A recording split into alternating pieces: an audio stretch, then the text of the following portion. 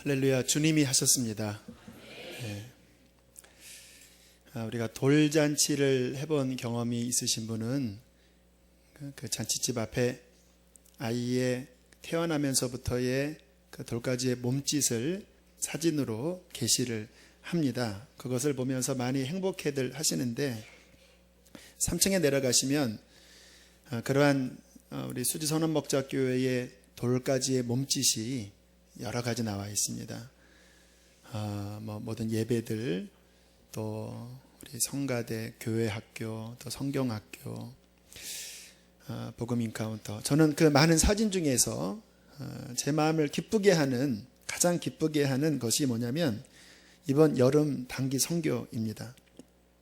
이번 여름에 태국, 또 중국 티베트 족속, 또 국내 영암, 또 강원도 영월로 거주순례까지 다녀왔는데 저는 그것이 가장 감사해요. 왜 그러한 마음이 드냐면 이 교회라는 정체성이 모이는 교회가 그 모였던 교회에서 이제 세상에 파송을 받아서 하나님 나라의 완성을 위해서 일하는 것이 교회의 정체성입니다. 그 일을 해야지 진짜 교회예요.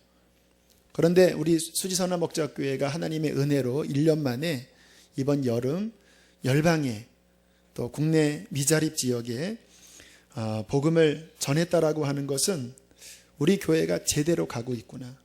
우리 교회만 늘어나는 것이 아니라 하나님이 기뻐하시는 그 일에 동참하고 있구나. 저는 그 생각을 하면 가장 기쁜 일입니다.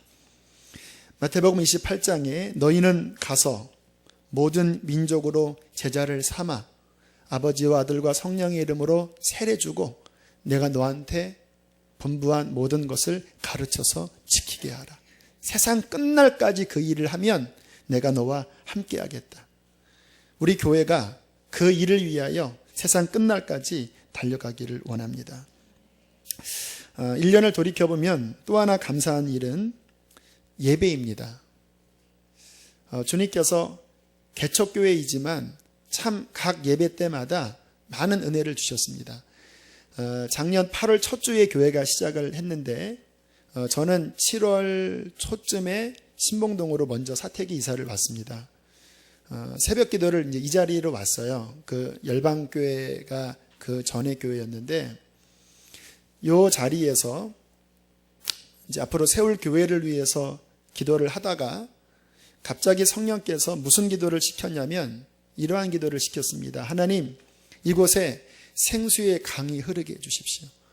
이 지역이 하나님 영적으로는 좀 척박한 것 같더라고요. 이 지역에서 생수의 강이 흘러서 목마른 자들이 마시게 하시고 죽은 자들이 살아나게 하시고 이 지역을 주님 살려주십시오. 네, 기도를 해보면 알지만 제가 열심히 드리는 기도와 성령이 시키시는 기도는 좀 느낌이 달라요. 성령이 시키시는 기도였습니다. 한동안을 울며 기도하다가 세울 교회의 메인 표어가 생수의 강이 흐르는 교회면 좋겠다. 또 우리 교회 디자인을 담당하는 우리 집사님이 이 모든 시안을 할 때 제가 그 부탁을 했습니다. 물방울 이렇게 흐르고 파란 계통에 생수의 강이 흐르는 교회. 이 로고를 차에다 붙이고 다니니까 어떤 목사님들이 꼭 생수회사 같다고 그렇게 이야기를 하시는데 네, 우리 하늘의 생수 회사입니다. 주님께서 예배 중에 그 생수를 많이 흘려 보내신 것 같아요. 많은 분들이 주님을 만났습니다. 오늘 권사님도 성령 받으시고 또 방언도 사모했던 방언도 열리셨다라는 고백을 실은 여러 사람들이 하고 있습니다. 저는 그 가운데 한 청년의 간증이 기억이 나는데요. 암사동에 있는 청년입니다.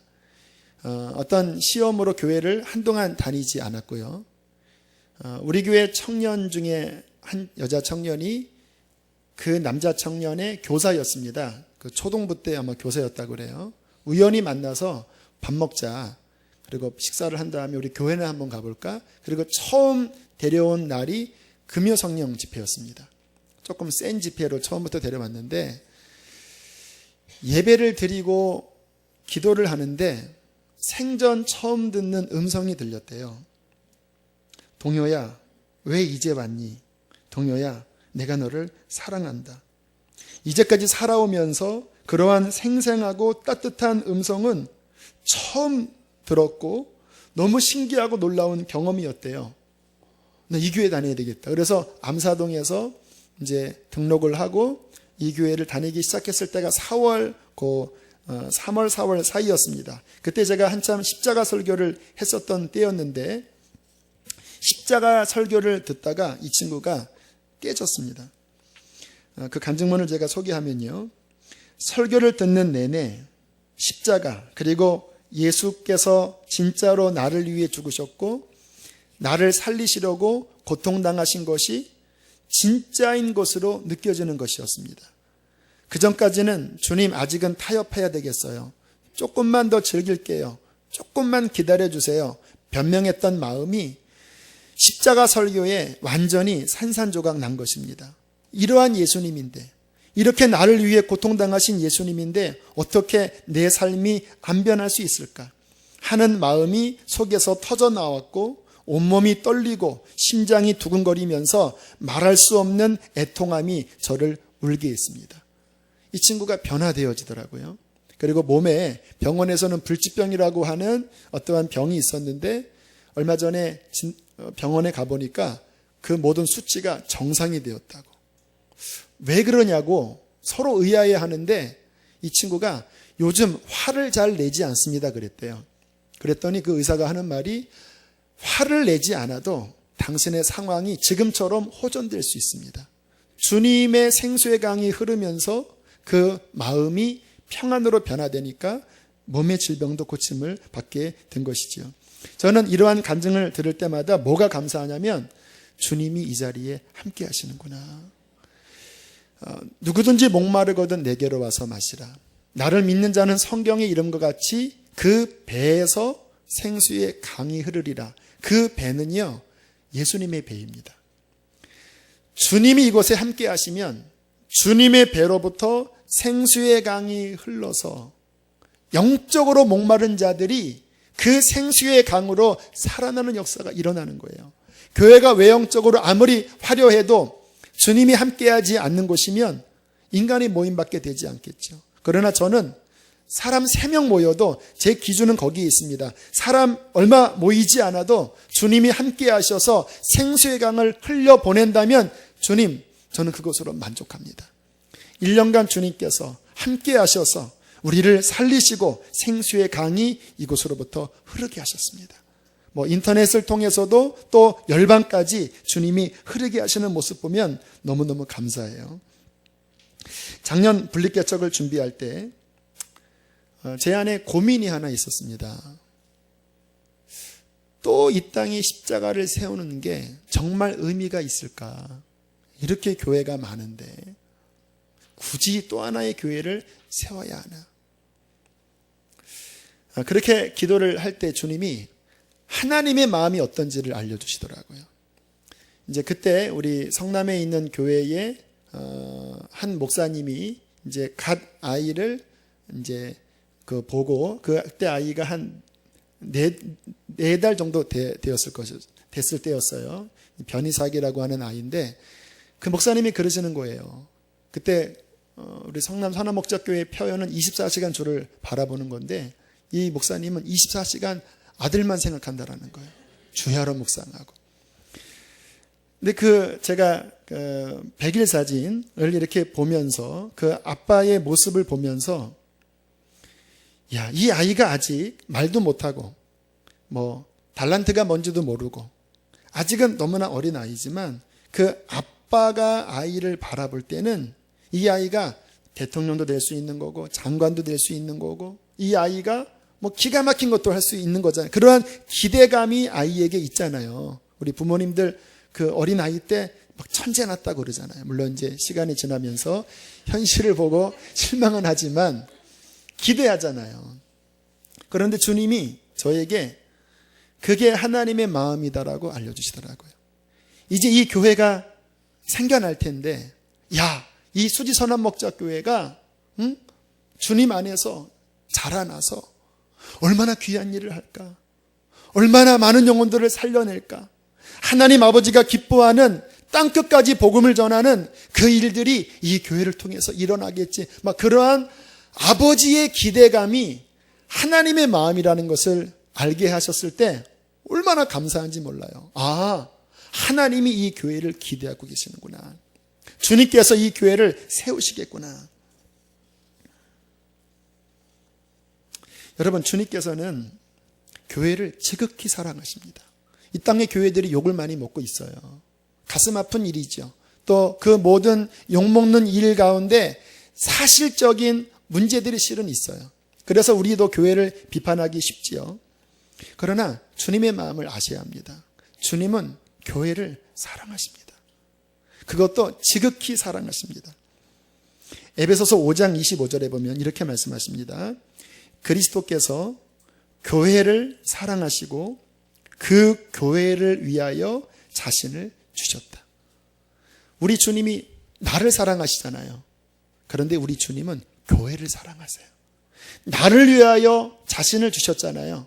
그러나 에베소서 5장 25절은 교회를 위하여 자신을 주셨다라고 말씀하십니다. 우리가 주님을 사랑합니다. 주님을 믿습니다. 그렇다면 우리는 그 주님이 죽기까지 사랑하신 교회를 사랑하는 게 주님을 사랑하는 거예요. 교회를 위하여 자신을 주셨듯이 우리도 주님을 사랑하면 교회를 위해서 나 자신을 주는 것이 하나님의 기뻐하는 뜻인 것입니다.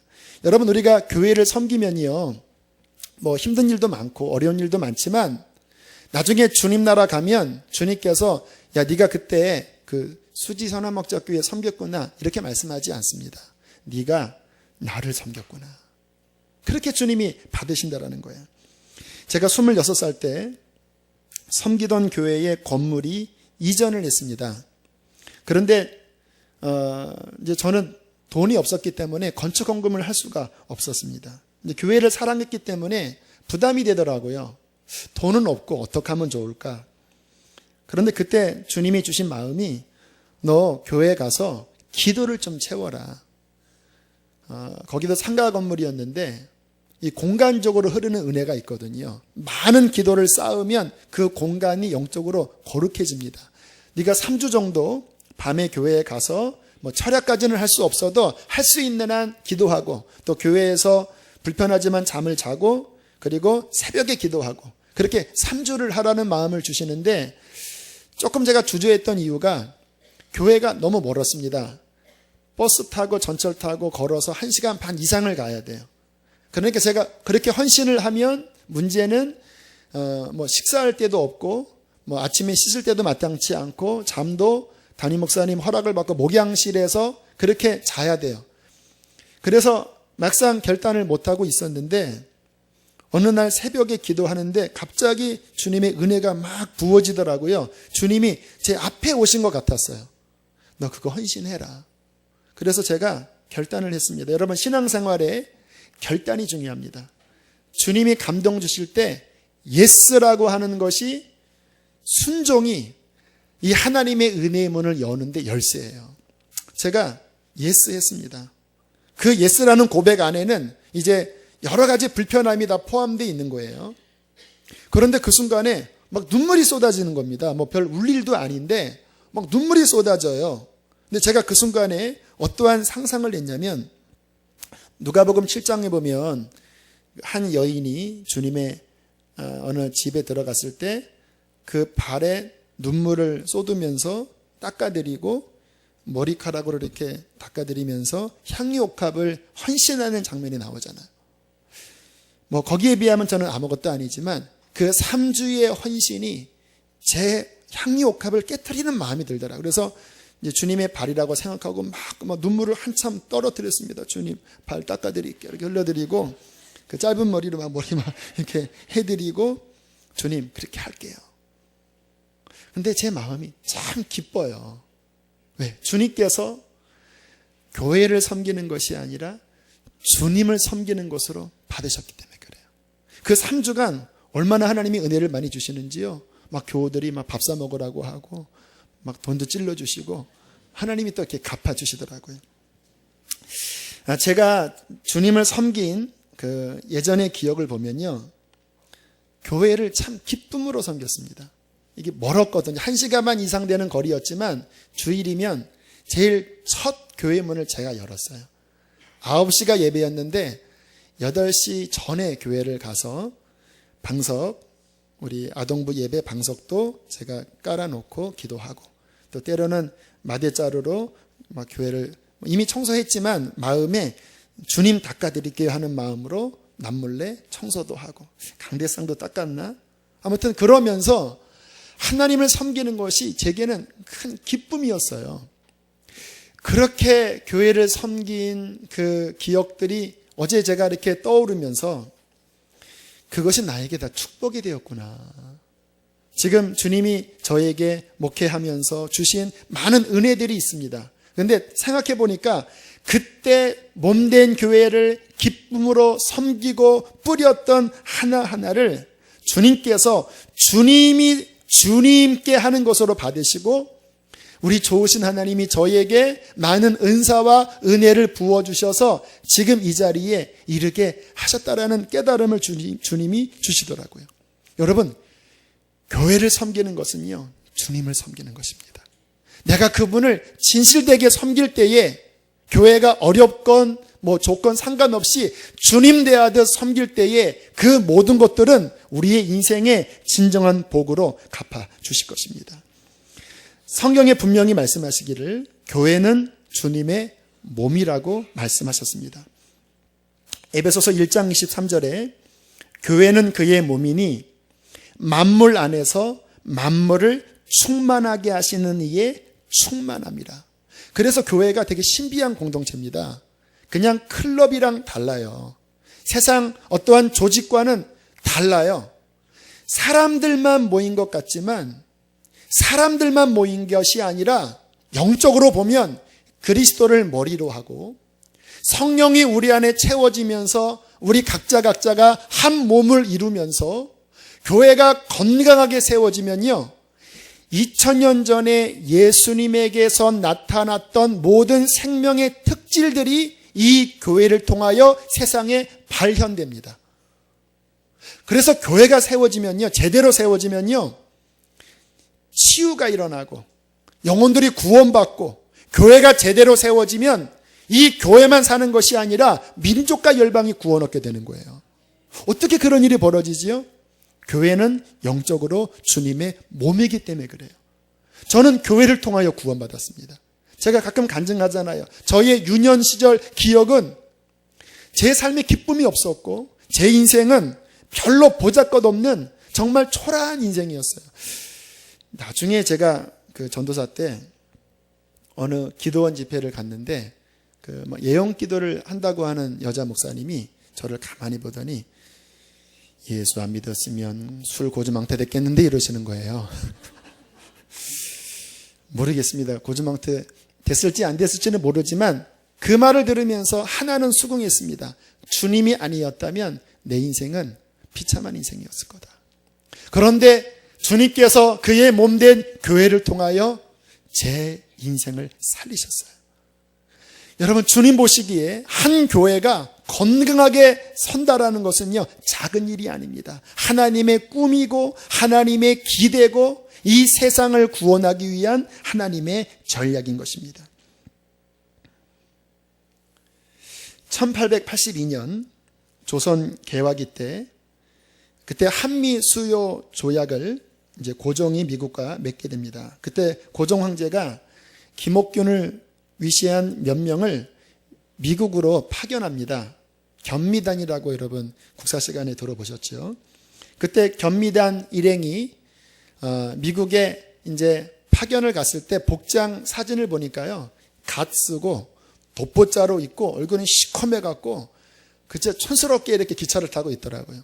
그 미국 사람들이 막 컥컥대면서 웃고 있는 그런 사진을 보았는데, 기차를 타고 쭉 여행을 하다가 볼티모어 역을 지날 때 볼티모어 교회를 담임하시는 가우처 목사님이 그 해괴망측한 그 조선인들을 보게 되었습니다.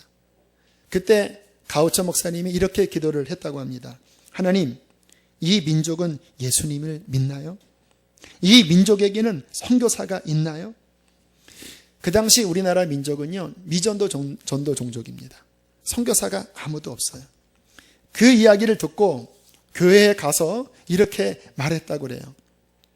나는 오늘 한 미전도 종족을 만났는데 그 나라에 선교사님이 없습니다. 그런데 이제 곧 문이 열릴 것 같습니다. 그곳에 가려면 배를 타고 한 달을 가야 한다고 합니다. 엄청난 비용이 들 텐데 우리 그 조선 민족을 위하여 미리 헌금합시다. 얼마나 감사한 일이에요. 건강한 주님의 교회가 주님의 마음을 품고 저 어둠과 저 인습에 매인, 또 얼마 후면 일본의 압제 아래 고통당할 그 민족을 향한 하나님의 마음을 품고 선교사를 보내기 위하여 기도하고 헌금을 모았습니다. 그 헌금을 모아서 미국 선교국에 조선의 선교사를 보내달라고, 돈을 우리가 준비했으니까 선교사를 보내달라고 편지를 보냈는데 선교국에서는 아무런 반응이 없었다고 그래요.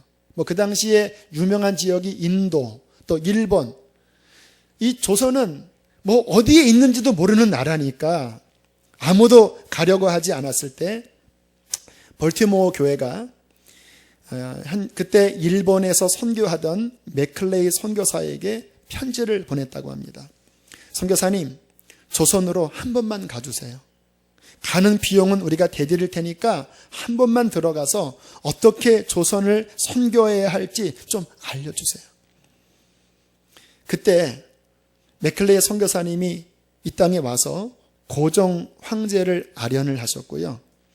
그 황제에게 선교사를 보낼 수 있냐고 그랬더니 우리나라는 선교사 안 되고 그 대신 의사를 보내달라고 했대요.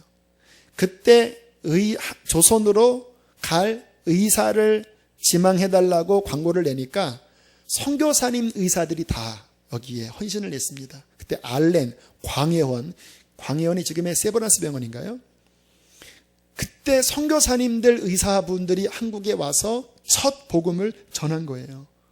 그리고 그 이후 2년 뒤에 1884년에 언더우드 아펜젤로 왔고요. 그리고 그 이후에 선교사들이 몰려들면서 조선을 알게 됐고, 그렇게 복음을 통하여 이 나라 이 민족이 풍전등화와 같았던 일제 36년 6.25를 거쳐서 이렇게 지금 전 세계 선교사를 두 번째만이 파송하는 선교 대국이 되고, 경제적으로도 우리나라 반만년 역사에 우리나라가 이렇게 된 적이 없잖아요. 하나님의 은혜로 이 민족을 살리셨고 저와 여러분을 구원하셨습니다. 그 시발점이 어딘지 아세요? 한 건강한 교회가 주의 마음을 품고 전혀 이름도 들어보지 못한 조선을 향하여 한 교회가 주의 마음을 품고 기도하고 헌금했을 때 그 씨앗이 이 엄청난 열매를 맺게 하신 것입니다. 여러분, 한 건강한 교회가 주의 마음을 품고 움직였을 때 한 민족이 살아날 수 있습니다. 그래서 우리 수지선한 목자교회가 하나님 모시기에 기대인 거예요. 인간적인 모임이 아니라 정말 예수님이 이끄시는 교회가 된다면 이 교회는 마지막 때 선교 완성을 이루는데 귀히 쓰여지게 될 것입니다. 제가 이번 여름 단기 선교팀을 너무나 감사하다는 말씀을 드렸는데, 제가 참 놀란 것이요, 보통 단기 선교의 열매가 많지는 않아요. 왜냐하면 이 단기 선교는 그 지역을 한번 영적으로 이렇게 뒤집는 그런 역할을 하지요. 또 선교 나간 사람들이 그 비전 트립을 통해서 선교로 헌신하는 그 귀한 은혜가 있지만 막상 전도의 열매를 맺기는 어렵습니다. 일주일 가서 무슨 열매를 맺겠습니까? 그런데 주님이 이번 첫 처녀 단기 선교에 각 지역마다 다 열매를 맺게 했어요. 그 중에 중국의 이 티베트 쪽은요, 저도 7년, 6년 전에 다녀왔는데 여기는 아예 선교사님들이 아예 여기는 복음을 전하지 말아주세요. 그냥 땅만 밟고 기도만 하고 그냥 우리끼리 예배 드리고 와야 합니다. 왜? 너무 완강하니까 잘못 복음을 전하면 선교사님들이 어렵다라는 이야기를 하시는 어려운 지역이에요. 그래서 제가 이번에 그 중국 쪽 나갈 때 별로 열매가 없기 때문에 사람들이 실망하면 어떡하나 그런 이야기를 했거든요. 그런데 이번 간증을 들어보니까 기가 막히게 티베트 족속의 장족 아주머니 한 분이 예수님을 영접했어요. 이분은 7년 전에 두 다리가 마비되어서 이제 가사 일을 못하니까 집안에서 왕따가 되었다고 그래요. 그렇게 구박을 받았대요. 이번 팀에게 준 특별 사명이었습니다. 이 아주머니를 일으켜야 한다. 그래서 우리 전도사님이 침수를 한 달 배워서 가서 이제 열심히 이렇게 찔러드렸는데, 별 차도가 첫날은 없었다고 그래요. 그러니까 우리 또 팀이 가서 막 기도해드리고, 막 주물러드리고, 아무튼 할 수 있는 모든 봉사로 잘 섬겼습니다. 그렇게 그 다음날인가 그 다음날 시간을 지나는데, 우리 교회 소영자매가 그 아주머니를 주물러 드리다 갑자기 찬양이 생각났대요. 중국의 축복송입니다. 무슨 내용이냐면, 당신은 보배로운 존재이고 이 세상에 유일하고 특별한 그러한 하나님의 축복받은 딸입니다. 사랑받기에 합당한 딸입니다. 그러한 축복 찬양이 있대요. 얼마나 외로웠는지 그 아주머니가 그 찬양을 부르는데 갑자기 우리 자매의 눈에서 눈물이 나기 시작했어요. 그리고 그 아주머니도 울기 시작했어요. 얼마 지나지 않아서 이 아주머니를 다시 주물러 드리는데 이번에는 성령의 감동으로 막 눈물이 막 폭포처럼 쏟아지는 거예요. 그 모습을 본 아주머니가 우리 교회 자매의 눈물을 닦아주면서 울지 말라고. 근데 자매의 눈물이 아니라 주님의 눈물이에요. 함께 그 아주머니도 울고 함께 통역했던 그 중국 자매도 함께 울고, 그리고 바깥에서 사역하다가 문 열고 들어온 또 교회 집사님도 그거 보고 울고, 성령의 감동이지요. 그래서 우리 교회 전도사님이 이거는 복음을 전해야 되는 상황이다. 위험하지만 복음 전하자. 그래서 복음을 전할 때 막 주민들이 막 방해도 있었지만 끝까지 복음을 전할 때 이 아주머니가 내가 그 예수님을 믿겠다고 고백했대요.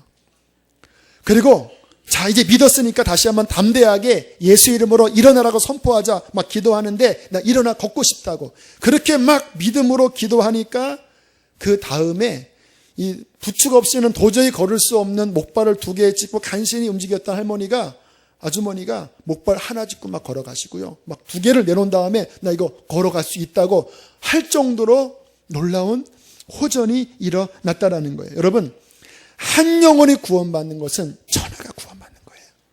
시간이 몇십 년 지났을 때 그 한 아주머니로 말미암아 가문이 구원받고 그 티벳의 불쌍한 그 지역이 구원받고 100년이 지날 때에 그 전체의 풍성한 열매를 맺히게 될지 누가 알겠습니까? 하나님은 하늘의 미랄이 땅에 떨어져서 그 놀라운 역사를 이룰 수 있는 거예요. 누가 그 일을 합니까? 주의 마음을 품은, 주의 생명을 가진 주님의 교회가 믿음으로 움직였을 때 하나님이 그토록 원하시는 하나님 나라의 완성의 일이 열방 가운데 일어난다라는 거예요. 우리 수지선한 목자교회가 저는 그 일을 위하여 놀랍게 쓰여질 것을 믿습니다. 그래서 교회를 세우는 일은요, 작은 일이 아닙니다. 하나님 보시기에는요, 너무너무 중요한 일이에요. 한 교회를 통하여 어떠한 하나님의 전략이 이루어질지 하나님은 아시기 때문인 것입니다. 1년간 숨가쁘게 달려왔습니다. 교우들이 막 헉헉대는 게 막 느껴져요. 그 느헤미야서에 보면 그 무너진 성벽을 막 건축하다가 막 나중에 지쳐갖고 막 이렇게 힘든 그 말씀이 요즘 생각이 나요. 우리 교우들이 1년간 힘들게 달려왔거나. 하지만 또 한편으로 생각할 때, 그러나 이 달려온 곳이 헛된 발걸음이 아니구나. 하나님 나라를 위한, 교회를 건능하게 세우기 위한 주님을 사랑하고 섬겼던 복된 발걸음이다. 고린도전서 15장 58절. 그러므로 내 사랑하는 형제들아, 견고하며 흔들리지 말며 항상 주의 일에 더욱 힘쓰는 자들이 되라. 더욱 힘쓰는 자들이 되라. 더욱. 이는 너희의 수고가 주 안에서 헛되지 않은 줄을 압니다. 헛된 일이 아니라는 거예요. 교회를 섬겼던 기도의 시간들, 우리 목자로, 지역장으로, 또 새가족을 섬기고 안내로 섬기고 중보기도로 섬기고 교회 학교로 섬기고 각양 구석구석 여러분의 시간과 물질과 마음을 들여서 섬길 때에 사람의 모임이다 보니까 부딪히기도 하고 갈등을 느꼈지만 주님의 교회를 세우는 그 일은 헛된 일이 아닙니다. 여러분, 이제 주께서 이 교회를 더욱더 아름다운 주님의 교회로 세우실 텐데 그 교인된 우리들이 어떠한 마음으로 이 교회를 세워야 할까요? 주님 앞에 기도하면서 주님, 이 1주년이 되었을 때 어떻게 보면 이러한 말씀들은 방문하는 분들에게는 맞지 않아서 고민스러워요. 하지만 그럼에도 불구하고 이 교회를 향한 하나님의 마음, 그 마음을 제게 주세요. 그렇게 기도를 했을 때 주님께서 저에게 중요한 몇 가지를 당부하셨습니다. 여러분, 교회는 주님이 이끌어 가십니다. 이 교회의 머리는 예수 그리스도예요. 저는 그 진리가 큰 힘이 돼요. 내가 이 교회를 이끄는 게 아니에요. 주님이 끌어가신다고 믿으니까 조금 어려움이 있어도 주님 바라보고 주님이 끌어가 주세요. 저는 주님 따라갈게요. 하면 그분께서 또 잘 이렇게 이끄시면서 모든 것을 덮어주시고 풀어주세요.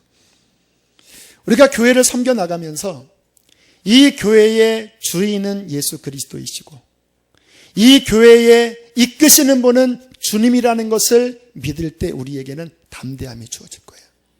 여러분, 힘들 때 간단하게 고백하세요. 주님, 당신이 행하십시오. 자, 주님이 이끄실 것이지만 그러나 주님만 역사하는 건 아니에요. 주님은 우리를 통해서 역사하십니다. 그것이 주님의 교회 원리예요. 그런데 문제는 뭐냐면 왜 교회가 어렵냐면요. 주님이 이끄시지만 그 구성원인 몸된 한 사람 한 사람들이 연약한 사람들이라는 거예요. 제가 그동안 목회하면서 수도 없이 많은 분들을 만났지만 완벽한 사람은 아무도 없었습니다. 이게 좋으면 이게 또 부족하고 이게 또 하나님께 쓰임받을 모습이면 이것은 또 시험될 모습이고 그런 모습들이 저를 비롯해서 누구에게나 있는 거예요. 그래서 교회가 이제 처음에는 좋았다가도 어느 정도 시간이 흐르면 그 각자 안에 있는 단점들 때문에 교회가 홍역을 앓는 경우가 참 많이 있습니다. 우리 교회가 1년쯤 되었을 때 이제 그러한 부분들이 이제 드러나는 상황인 것 같아요. 이제 주님이 제 마음에 당부하십니다. 어떠한 마음으로 이 교회를 세워야 할까? 겸손으로 서로 섬겨라. 우리 함께 따라해 볼까요? 겸손으로 서로 섬겨라. 빌립보서 2장 3절. 오직 겸손한 마음으로 각각 자기보다 남을 더 낮게 여기고 당신이 나보다 나아요. 베드로전서 5장 5절. 다 겸손으로 허리를 동이라. 주님이 기뻐하시는 교회의 모습은요, 교인 한 사람 한 사람이, 목사를 비롯해서 특별히 중직들이 이러고 있는 상태로서 섬기는 거예요. 내가 엎드려 있어야 돼요. 내가 드러나기 시작하면요, 교회는요, 문제투성입니다. 자아가 드러나기 시작하면요, 그 안에 분쟁이 있어요. 교회가 살아나려면 내가 죽어야 돼요. 어느 목사님이 그런 이야기를 하시더라고요. 아생 교회사, 아사 교회생. 이게 그 목양실에 표로 붙어 있대요. 아생, 내가 살면 교회사, 교회가 죽고, 아사, 내가 죽으면 교회생, 교회가 산다. 따라해 보겠습니다. 아생 교회사, 아사 교회생. 교회를 섬기는 분들에게 주께서 당부하십니다. 겸손으로 나를 죽이고 서로를 섬겨라. 내가 엎드리고 낮아지면 낮아질수록 주님이 우리를 통해서 드러나실 거예요. 그렇게 주님이 드러나면 드러날수록 그 교회는 주님의 생명력을 통하여 2000년 전 그 주님의 생명력이 우리 안에, 아니 열방에 흘러 퍼져서 영광스러운 교회로 드러나게 될 것입니다. 전에 큰 교회 컨퍼런스에 갔는데 화장실 앞에서 중후한 신사가 이렇게 웃으시면서 화장실입니다. 또 복도에 중후한 신사들이 이쪽으로 가세요. 이렇게 안내를 하시는 거예요. 그렇게 지나갔습니다. 나중에 그 교회 담임 목사님이 하시는 말씀이 그 화장실에서 안내하는 분이 누군지 아십니까? LG그룹 부회장입니다. 그 복도에서 안내했던 분이 누군지 아십니까? 큰 그룹 사장님이십니다. 이름만 들어도 순간 거기에 있는 분들이 감동하더라고요. 왜 화장실에서 그 10분 안내하는 게 왜 감동스럽습니까? 내가 엎드려질 때 그의 영광이 드러나기 때문에 그래요. 참된 교회는요, 고개를 드는 교회가 아닙니다. 겸손히, 서로 겸손히 섬기는 곳이에요. 저는 아무것도 아닙니다. 당신을 존경합니다. 초대교회에 아름다운 공동체였지만 또 문제도 많았어요. 고린도 교회는요, 은사 때문에 교만이 또 올라왔어요. 나는 이런 은사를 가지고 있다. 이 내 은사가 더 좋다. 하면서 하나님의 은혜를 가지고 자기 자아를 드러내니까 교회가 얼마나 시끄러운지 몰라요. 교회가 제일 어려운 게 뭐냐면요, 하나님의 은사와 은혜를 가지고 자아를 드러내면 그 교회는 거의 깨집니다. 차라리 은사 안 받는 게 나아요. 주님이 내게 주신 그 모든 것이 내 것이 아니라 주님 것이라고 겸손히 고백하면서 주님이 하셨습니다. 주님만 드러내고 나보다 저 사람이 더 낫습니다. 누군가를 가르치려고 하는 게 아니라 섬기려고 하고 겸손히 발을 닦아주는 그 공동체 안에 주님은 깊은 은총으로 함께하여 주실 것입니다. 에베소서 4장 모든 겸손과 온유로 하고 오래 참음으로 사랑 가운데서 서로 용납하고 평안에 매는 줄로 성령의 하나 되게 하신 것을 힘써 지키라. 주께서 우리에게 주신 이 당부를 꼭 기억하고 저로부터 지키는 교회 되기를 축복합니다. 또 하나는 오늘 읽었던 본문의 말씀이에요. 서로 사랑하라고 말씀하십니다. 제가 존경하는 장로님 가운데 우리 선화목자교회 이상춘 장로님 돌아가셨습니다. 이분은 젊을 때 죽었다가 살아나신 다음에 주님을 영접하고 평생 교정 선교, 교도소 선교에 헌신하신 분이에요. 국민일보에도 나오시고 유명한 분이십니다. 정말 은혜로운 분이세요. 이분이 2008년도인가 간에 종양이 한 4-5개 있다라는 그 진단을 받고도 계속 2시간, 3시간 여주교도소에 가서 그 재소자들에게 간증하고 복음 전하고, 나 봐라, 이 간에 여기 잡히지 않냐, 여기 암이 있어. 하지만 나는 기쁨으로 주님을 전해. 그 이야기 듣고 재소자들이 감동받아서 얼마나 많은 예수님을 믿었는지 몰라요. 그분이 재작년 12월에 결국은 소천하셨는데, 마지막 가난 말기로 고통당하실 때 갑자기 주님이 가라는 마음을 주셔서 찾아갔습니다. 목소리가 잘 안 들려요. 너무 힘이 없어서. 이러한 이야기를 하셨습니다. 내가 죽을 때가 돼버리니까 마음속에 후회하고 회개만 된대요. 뭐가 회개가 되냐면 사랑하지 못한 게 회개가 된대요. 잘 사신 분이거든요. 내가 사랑하지 못한 게 회개가 돼요. 목사님 더 섬기지 못하고 그냥 흑흑대시는 거예요. 목사님 사랑하지 못했고 우리 교우들 사랑하지 못했고 내가 지금 인생의 마지막에 와보니까 사랑하지 못한 게 그렇게 아쉽고 회개가 된다고. 여러분, 우리가 주님 앞에 설 때는요, 주님의 기준은 사랑했느냐. 오늘 주님께서 인생 마지막 정리하시면서 고별 설교의 내용입니다. 새 계명을 너희에게 주노니 서로 사랑하라. 내가 너희를 사랑한 것 같이 너희도 서로 사랑하라. 허물도 많고, 베드로 너는 주님을 부인했고, 도마 너는 주님을 의심했고, 다 허물이 많지만 서로 사랑해라. 너희가 서로 사랑하면 이로써 모든 사람이 너희가 내 제자인 줄을 알리라. 교회가 교회된 표징은 다른 어떠한 것이 아닙니다. 정말로 서로 부족하지만 품어주고 사랑하는 사랑의 공동체가 될 때에 세상 사람들은 그 교회를 통하여 주님의 영광을 보게 될 것입니다. 사랑하는 교회 여러분, 그러한 교회를 세워봅시다. 서로 섬기는 교회, 서로 사랑하는 교회, 주님의 생명이 1년보다 더 넘쳐나게 흘러서 하나님의 영광이 이 수지 땅에, 이 한국 땅에, 열방에 흘러넘치는 영광스러운 교회를 세우기를 원합니다. 여러분, 우리 신앙생활에 그렇게 사랑하는 교회가 있다는 것 얼마나 큰 축복인지, 내가 기쁨으로 섬기는 교회가 있다는 것, 나의 재능과 시간과 물질을 바쳐서 하나님께서 큰 뜻을 이루실 그 공동체를 세우는, 사랑하는 교회가 있다는 것은 여러분의 인생에, 여러분의 자녀들에게 길이 남을 가장 큰 축복이 될 것입니다. 그 귀한 일에 저와 여러분이 헌신하는 은혜가 있기를 축복합니다. 우리 함께 이 시간 찬양하며 나갑시다.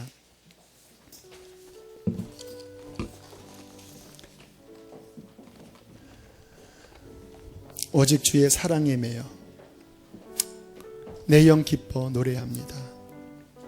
이 소명의 언덕, 기쁨의 땅에서 저를 예배하고 찬양합니다.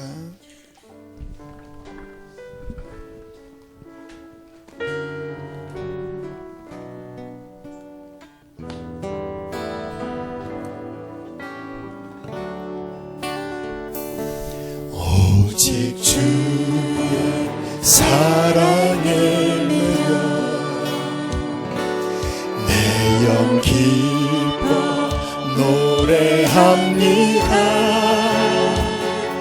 이 소망의 언덕 기쁨의 땅에서 주의 사랑들이 오직 주의 임재 안에 갇혀 오직 주의 임재 안에 갇혀 내 영 기뻐 찬양합니다.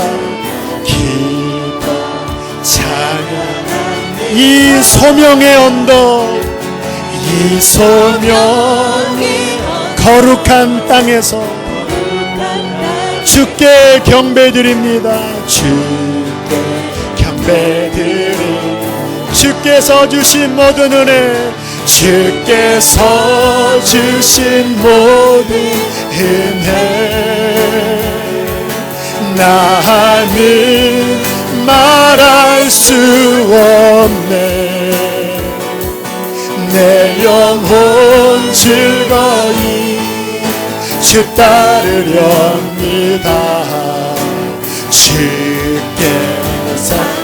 주께서 주신 모든 은혜, 주께서 주신 모든 은혜, 나는 말할 수 없네. 내 영혼 즐거이, 내 영혼 즐거이 주 따르며 주께 내 삶 드립니다. 주 한량없는 은혜, 갚을 수 없는 은혜, 한량없는 은혜, 갚을 길 없는 은혜, 내 삶을 애워싸네. 하나님의 은혜, 하나님의 은혜, 나 주저함 없이 그 땅을 밟음도 나를 붙드시는 하나님의 은혜, 우리 마지막 한 번 더, 한량없는 은혜, 갚을 길 없는 은혜, 한량없는 은혜, 갚을 길 없는 은혜, 내 삶을 애워싸는 하나님의 은혜,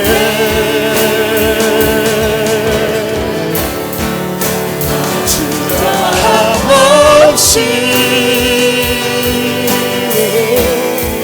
그 땅을 밟음도 나를 붙드시는